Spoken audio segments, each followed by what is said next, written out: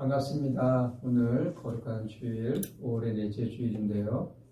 주님의 부르심을 받고 하나님 앞에 나와 예배하는 우리 모두에게 예수 그리스도 우리 주님의 은혜와 평강이 충만하시기를 기원합니다. 아멘. 복음서에 나오는 예수님의 삶을 두 부분으로 이렇게 구분해 본다면 3년 동안의 공생애와 그리고 십자가의 죽음일 것입니다. 십자가의 처형. 이 위기 앞에서 예수님에게는 두 가지 선택을 할 수가 있었죠. 하나는 몸을 피신하는 겁니다. 갈릴리 그 지역으로. 그 지역은 예루살렘보다는 안전한 지역이기 때문에 그 지역으로 피하는 길이 하나 있고요. 또 하나는 이 배수진을 친다는 각오로 자신의 길을 올곧게 가는 이 선택의 길인데 예수님은 후자의 길, 십자가의 길을 선택했습니다.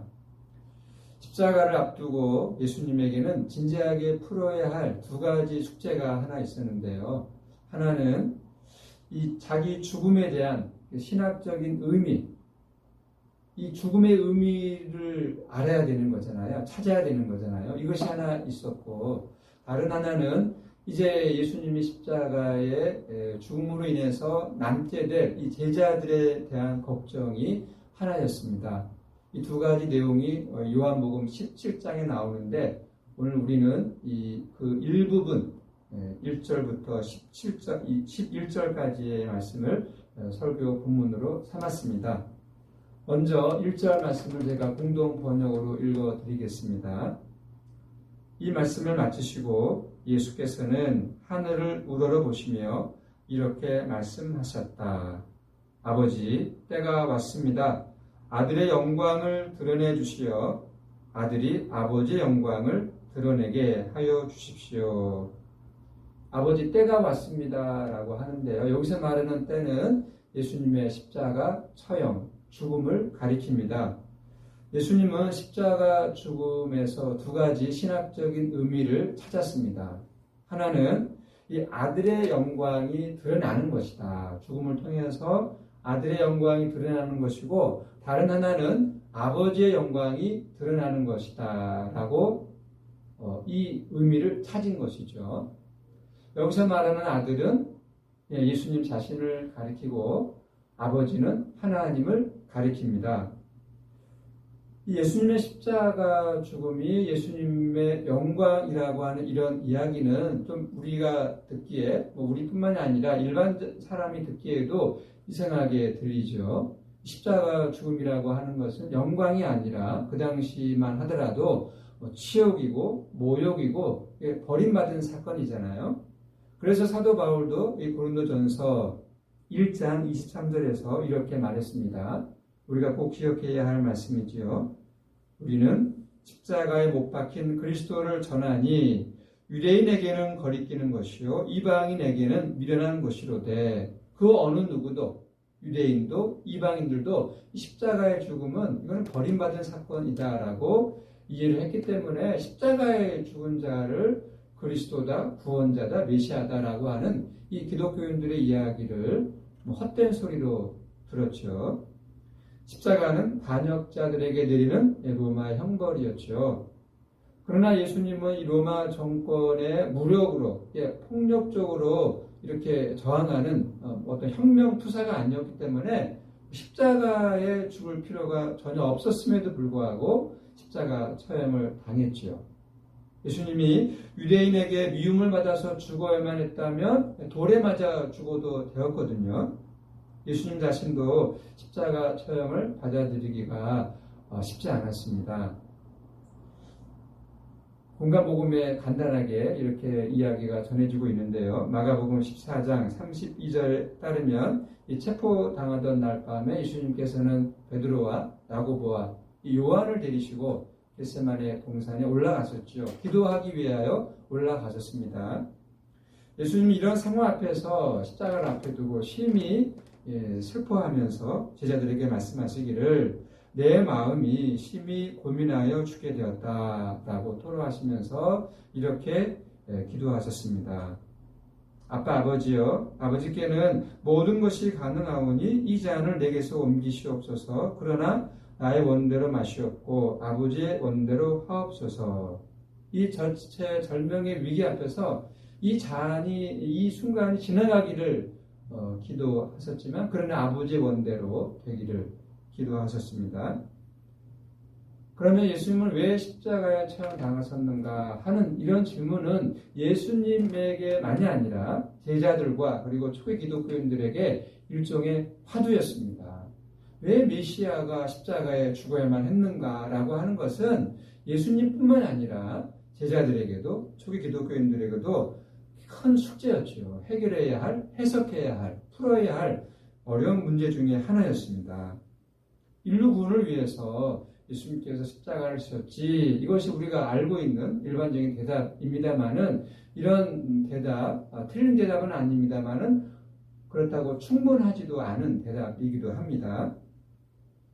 보십시오. 예수님은 죽은 자를 살리시고 장애인들을 고치시고 이 물고기 2마리와 보리빵 5 덩어리를 가지고 5,000명이나 되는 사람들을 배불리게 먹이셨다라고 한다면, 그런 능력을 가지고 있는 정말 이 카리스마가 넘치는 강력한 힘을 가지고 이 로마 정권을 비롯한 악한 정권들을 물리칠 수 있었잖아요. 예, 그런 메시아, 그런 강력한 힘과 능력을 소유한 메시아가 그 당시에 유대인들이 기대하였던, 또 기다렸던 메시아의 모습이었습니다.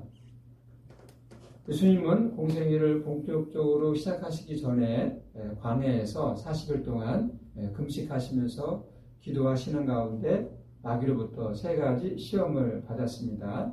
돌을 떡으로 만들라, 성전 꼭대기여서 뛰어내려서 안전하게 착지해 보아라, 그리고 세상의 부귀와 명예를 손에 넣어 보라는 요구였는데, 어떤 요구입니까? 마귀의 주장은 초능력을 발휘해서 이 세상을 구원하지 않는다면 그거 어떻게 메시아할 수 있는가? 초능력을 발휘해서 세상을 구원하라, 이것이 마귀의 시험이었죠. 그러나 예수님은 이 마귀의 시험 거절하고 그 마지막 순간에 이제 십자가 처형을 앞두게 되었습니다.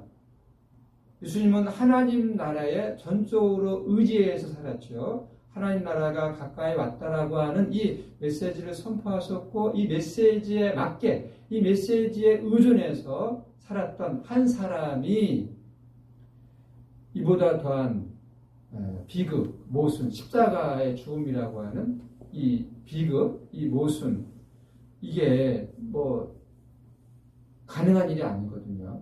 오직 하나님 나라에 의존해서 살았는데 그 결과가 십자가의 죽음이라고 한다면 누가 이 사건을 받아들일 수가 있겠습니까? 십자가의 죽음이 예수님의 영광이라는 이런 말이 성립이 될 수 있을까요? 우리 성도님들은 어떻게 생각하십니까? 오늘 본문에 따르면 십자가에 처형당한 예수님에게 영광이 드러난다 라는 이런 말은요, 이 십자가의 죽음을 통해서 만민을 다스리는 권세가, 만민에게 생명을 주는 그 권세가 예수님에게 주어졌다는 의미입니다. 2절 말씀을 읽어드리겠습니다. 아버지께서 아들에게 주신 모든 사람에게 영생을 주게 하시려고 만민을 다스리는 권세를 아들에게 주셨음이로다. 십자가 죽음을 통해서 예수님의 영광이 드러나는데, 그 예수님의 영광은 다르게 이야기하면 만민에게 생명을 주는 권세가 이제 예수님에게 주어졌다는 의미입니다. 그렇지만 그 당시에 그런 권한 누구에게 있었습니까? 로마 총독, 로마 황제에게 있었죠. 로마 제국 안에서 살아가는 모든 사람들의 생사 여탈권을 가진 사람이 로마 황제였잖아요. 그래서 그 로마 황제가 가지고 있는 그 권세는 곧 영광이다라고 이야기할 수 있는 거죠. 이와 달리 예수님의 제자들은 로마 황제가 아니다, 예수님에게 그런 권세가 있다라고 믿고 선포했습니다. 황제는 기껏해야 정치적인 그리고 경제적인 차원에서 이런 권세를 사용할 수 있지만 예수님은 영원한 생명의 세계에서 생명을 주는 그 권세를 행사할 수가 있었기 때문이죠. 요한복음을 비롯한 신약성경 전체가 붙들고 있는 이런 주장, 예수님을 통해서 만민에게 생명을 주는 권세가 주어졌다는 이런 주장, 실제로 옳은 것일까요? 그리고 그 근거는 무엇일까요? 예수님이 만민에게 생명을 준다. 그런 권세가 예수님에게 있다. 이런 말씀을 우리가 바르게 이해하기 위해서는 여기서 성경에서 말하는 영원한 생명이 먼저 무엇인지를 우리가 바르게 이해를 해야 되는데요. 요한복음에 따르면 예수님께서 이제 그 죽은 나사로의 집에 들렀을 때에 마르다에게 하신 말씀이 있었죠. 요한복음 11장 25절과 26절의 말씀을 읽어드리겠습니다. 나는 부활이요 생명이니 나를 믿는 자는 죽어도 살겠고 무릇 살아서 나를 믿는 자는 영원히 죽지 아니하리니 이것을 내가 믿느냐. 문자적으로 보면 영원히 산다는 것, 영원히 사는 거지, 영생이지 우리가 문자적으로 쉽게 이해할 수는 있습니다만은 성경에서 말하는 이 영생은 시간이 무한정으로 연장되는 그런 생명이 아니라 새로운 차원의 생명, 새로운 차원의 생명을 가리켜서 영원한 생명이다, 영생이다 이야기합니다. 우리가 이런 생명을 실감하지는 못하죠. 그 이유는 우리가 일상의 작동 방식에, 우리가 일상적으로 살아가는 이런 생명만 우리가 생명의 전체로 이해하고 또 경험하기 때문에 성경에서 말하는 또 예수님이 주신다라고 이야기하는 그 영생의 삶을 우리가 좀 실감하며 살기가 어렵습니다. 문학적인 비유로 이야기하면 우리가 땅을 기어다니는 그 우리가 애벌레처럼 살기 때문에 공중에 나는 그 나비의 삶을 이해하지 못하는 거죠. 애벌레는 나비의 삶을 이해하지 못합니다. 이게 차원이 다르기 때문에 그렇습니다. 애벌레의 삶을 지배하는 자가 예수님 당시의 로마 황제였다면 나비의 삶을 지배하는 이는 예수님이었습니다. 이 애벌레가 아니라 나비의 삶을 예수님의 가르침으로 바꿔서 설명하면 하나님 나라에 전적으로 의존하는 삶을 가리킵니다. 영생이 뭐냐? 하나님 나라에 의존하는 삶. 그게 차원이 다른 삶이거든요. 우리는 먹고 마시고 눈에 보이고 이렇게 감각적으로 그렇게 살아가는 게 전부라고 생각하는데 성경이 말하는 영생은 하나님 나라에 의존하는 삶, 하나님의 통치, 우리 눈에 보이지는 않지만 분명한 힘으로 다가오는 그 하나님의 통치, 하나님의 통치를 다르게 이야기하면 하나님의 창조 능력이고 하나님의 사랑이고 하나님의 자비이고 하나님의 선하심과 인자하심이고 하나님의 그 해방시키는 능력이고 자비이고 그 모든 것들, 하나님의 평화, 하나님의 능력, 그런 것들이 다 하나님의 통치거든요. 눈에 보이지는 않죠. 또 우리가 이게 하나님의 통치다, 하나님의 나라다, 하나님의 능력이다라고 우리가 눈에 보이는 방식으로 증가할 수는 없기도 하지만 그러나 분명한 힘과 능력으로 우리의 삶을 이렇게 이끌어 가시는 하나님의 통치, 그게 영생인 거거든요. 우리를 모든 억압으로부터 해방하는 능력입니다. 그런 하나님의 나라, 그 능력, 우리가 누리지 못하는 이유는 예수님의 말씀처럼 이방인의 삶의 특징이라고 할 수 있는 무엇을 먹을까, 무엇을 마실까, 무엇을 입을까라고 하는 이런 걱정에 묶여있기 때문에 그 영생의 삶, 그걸 우리가 누리지 못하고 있습니다. 하나님 나라와 이 일상의 걱정, 상대적이거든요. 우리가 하나님 나라를 경험하면 경험할수록 일상의 걱정은 작아지는 거죠. 거기에서 벗어나는 거죠. 일상의 걱정으로부터 염려로부터 벗어나니까 하나님의 나라가 점점 더 가까워지게 되는 거죠. 반대도 마찬가지입니다. 하나님 나라를 현실로 우리가 경험하면 일상의 걱정이 축소되고 일상의 걱정에서 벗어나니까 하나님 나라가 더 선명하게 경험이 되는 거죠. 우리나라 최저 생계비는 뭐 하루 8시간 이제 근무한다라고 볼 때 한 달 대략 180만 원 정도입니다. 부부가 함께 벌면 한 300만 원 이상 이제 이렇게 벌게 되는데, 뭐 300만 원 정도 가지고 뭐 충분하진 않지만, 그리고 넉넉하진 않지만, 그런 대로 충분하게 살아갈 수가 있는 금액이기도 합니다. 물론 자녀들이 있다면 또 자녀들의 그 숫자에 따라서 그런 계산이 달라지기는 합니다만은, 또 뭐 맞벌이 할 수 없는 그런 분도 있을 것이고, 뭐 일반적으로 노동이 어려운 그런 분들도 있을 것입니다. 우리나라 이제 어떤 그 복지를 이제 많이 이렇게 추구하고 있잖아요. 또 기본 소득도 이제 거론되고 있는데, 우리 사회가 그래도 좋은 방향으로 나아가고 있다는 그런 조짐이기도 합니다. 우리 대한민국 정도의 어떤 경제 수준이라고 한다면 우리나라 사람들이 모두 그래도 이렇게 같이 인간다운 삶을 살아갈 수 있는 그런 정도로는 도와줄 수 있거든요. 최소한 굶지 않고 아프면 병원에 가서 치료받을 수 있고, 또 가끔 뭐 카페에 가서 차를 마시기도 하고 도서관에 들러서 책을 보기도 하고, 우리가 시간을 내서 산책을 하면서 또 이렇게 야생화 들꽃들도 볼 수 있는 이러한 삶 가능합니다. 요즘은 또 인터넷 성능이 좋기 때문에 뭐 유익한 어떤 다큐멘터리 영상 우리가 얼마든지 시청할 수 있거든요. 그럼에도 우리는 왜 여전히 이 피로 사회를 벗어나지 못하고 있는 것일까요? 왜 이렇게 자살하는 분들이 많이 생기는 것일까요? 뭐 대답은 다 알고 계실 것입니다. 다른 사람과 비교하면서 걱정하며 살기 때문이죠. 또는 자기를 자랑하느라 살기 때문에 실제의 삶을 우리가 누리지 못하며 살고 있습니다. 남과 비교하지 않고 생명을 충만하게 누리며 살아가는 데 있어서 꼭 예수 그리스도를 믿어야 되느냐, 꼭 믿어야만 되느냐라는 이런 질문이 가능하겠죠. 가능합니다.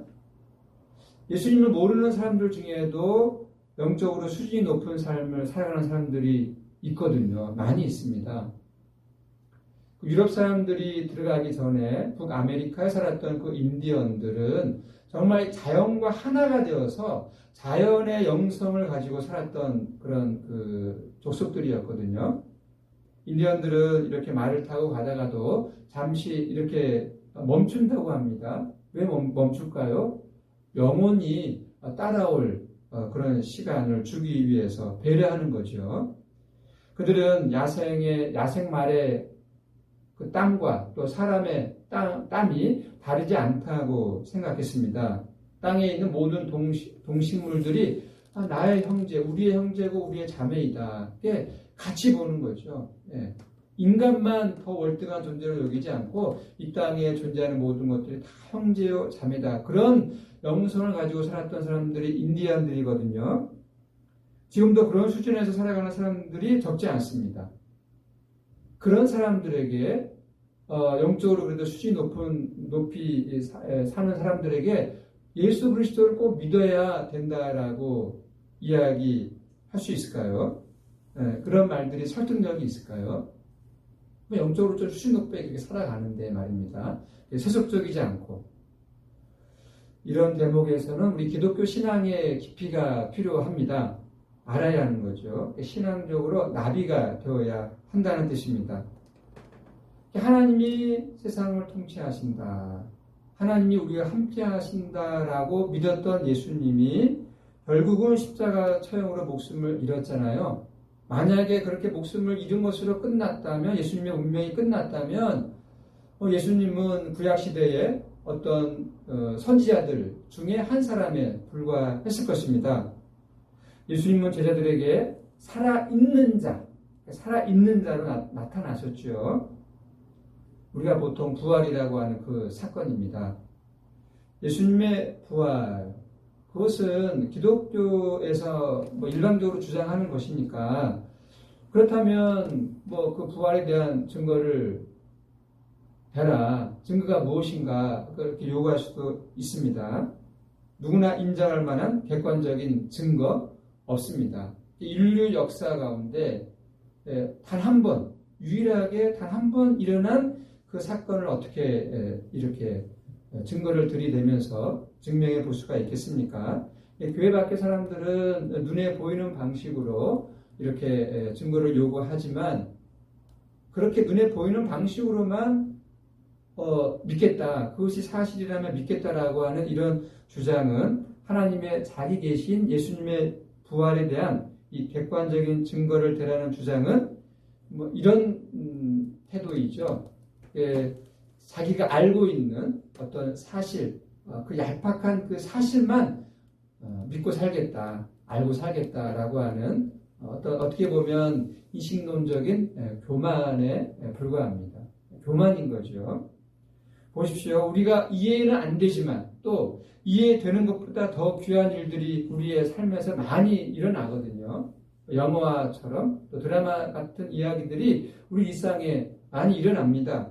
예를 들어서 여기 어떤 심각한 장애를 앓고 있는 여자와 부부로 살아가는 한 남자가 있다라고 생각을 해보십시오. 남자와 여자 이 구도가 바뀌어도 됩니다. 이런 관계, 이게 장애가 심한 여자를 이 배우자로 삼고 살아가는 이런 관계는 참 이해하기 어렵잖아요. 또 누가 보더라도 어울리지 않잖아요. 얼마든지 좋은 조건을 가진 여자와 이렇게 결혼해서 선택할 수도 있음에도 불구하고 그 여자를 왜 사랑하는지는 사람들은 이해하지 못합니다. 그 남자만 아는 거죠. 그러나 그 남자가 어떻게 살아가는지 삶을 들여다보면 대략 짐작할 수 있습니다. 그 남자는 정말로 행복하게 살아갑니다. 늘 기쁘고 평안없습니다. 누구에게나 사랑을 베풀고 밀었고 일이 가끔 풀리지 않고 직장에서 어려운 일이 있을 때도 흔들리지 않습니다. 이 남자는 그 장애, 그 여자를 통해서 그런 삶의 경지에 이르게 되었다 고백했습니다. 초기 기독교인들의 마음 상태가 이와 비슷한 거죠. 예수님의 부활을 경험했기 때문에 순교의 자리까지 갈 수 있었던 것이거든요. 이것이 부활에 대한 증거라면 증거일 수 있습니다. 다른 사람과 비교하지 않으면서 나름으로 인생을 풍요롭게 살아갈 수 있는 영역은 두 가지입니다. 하나는 자연이고요. 다른 하나는 인간 관계입니다. 이 전자는 자연주의로 나타나고요. 후자는 휴머니즘으로 나타납니다. 우리도 그렇게 살려고 노력하죠. 그렇지만 그 무엇보다도 예수님에게 더 가까이 가는 것이 우리 기독교인들의 삶의 자세입니다. 예수님을 통해서만 궁극적인 생명을, 즉 영생을 온전하게 경험할 수 있기 때문입니다. 예수님에게 더 가까이 나아가야 하나님의 그 능력, 사랑, 자비, 인자하심, 그 모든 것들을 우리가 온전하게 경험할 수 있기 때문입니다. 이것을 거꾸로 이야기하면 자연주의와 휴머니즘만으로 우리가 죄와 죽음으로부터 해방되지 못한다는 사실이죠. 먼저 자연세계를 보십시오. 자연세계 어떻습니까? 정말 장엄하고 아름답고 놀랍습니다. 신비한 거죠. 하나님의 창조 세계이니까 당연한 이야기이죠. 그렇지만 이 자연의 세계는 아름답고 장엄한 모습만 있는 것이 아니라 또 파괴적인 모습, 또 잔인한 모습들도 없지 않아 있습니다. 우리가 동물의 세계를 들여다보면 그런 모습을 종종 경험합니다.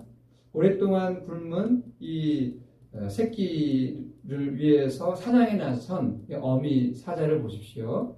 그리고 자기 어린 새끼를 보호하고자 하는 어미 영양 한 마리가 있다고 생각을 해보십시오. 사자의 사냥이 성공해야 할까요? 실패해야 할까요? 이게 또 먹고 먹히는 그런 자연의 또 잔인하기도 한 그런 세계를 우리가 엿볼 수 있습니다. 언젠가는 지구에 큰 빙하기가 찾아와 오거나 또는 정말 인간이 방어할 수 없는 변종 바이러스가 창궐하면 인간은 모두 죽을 수밖에 없는 거죠. 자연의 아름다움에 대한 개인의 강렬한 느낌도 죽음과 함께 어둠의 나락에 떨어집니다. 자연은 정말 아름답고 신비롭기도 하지만 우리를 구원하지 못합니다. 인간 사이를 따뜻하게 이어주는 이 휴머니즘도 마찬가지입니다. 여러 종류의 관계는 정말 우리의 삶을 풍요롭게 하고 아름답게 하는 토대이죠. 좋은 친구들, 또 좋은 부부 사이, 또 가족, 또 우리 교우 관계들 등등입니다. 인간다운 사회를 만들고 그 안에서 살아가는 사람들의 삶을 풍요롭게 하는 이 휴머니즘, 정말 좋은 것입니다. 그래서 아무리 강조해도 지나치지 않은 것이 이 휴머니즘이거든요. 문제는 이 휴머니즘도 역시 완전하지 못하다는 사실입니다. 휴머니즘을 실천하는 사람들에게도 종종 실망할 일들이 일어나잖아요. 요즘 소위 정의연 문제로 우리나라가 참 시끄럽습니다. 지난 30년간 이 단체에서 일했던 사람이 사리사욕을 위해서 이 단체를 이용했다는 주장이 나왔어요. 저는 이런 실체적인 진실을 정확하게 모르기 때문에 왈가왈부하지는 않겠습니다. 잘못한 것이 드러나면 잘못한 만큼 책임을 지면 될 것입니다. 이 정의와 평화를 위해서 정말 일하고 수고하는 이 휴머니스트도 위선적으로 행동할 수 있는 존재가 바로 인간입니다. 휴머니즘을 통해서 인간이 구원받는다는 것이 어렵다는 이야기입니다. 요한복음 공동체에 속한 초기 기독교인들도 이 당시의 세계를 지배하던 이 로마의 시인들, 철학자들, 그리고 예술가들에게 나타나는 교양인의 삶을 잘 알고 있었어요. 그 당시에도 휴머니즘에 입각해서 정말 삶을 풍요롭게 살고자 노력했던 사람들이 많이 있었습니다. 가난한 사람들을 위해서 활동하는 조직과 또 정치인들도 많았어요. 그러나 기독교인들은 예수님에게만 생명의 권세가 있다 고백했습니다.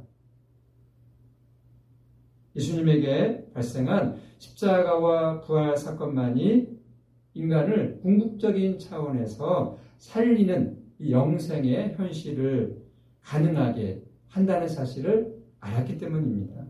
그런 신앙이 오늘 3절에서 이렇게 표현되고 있습니다. 영생은 곧 유일하신 참 하나님과 그가 보내신 자 예수 그리스도를 아는 것입니다.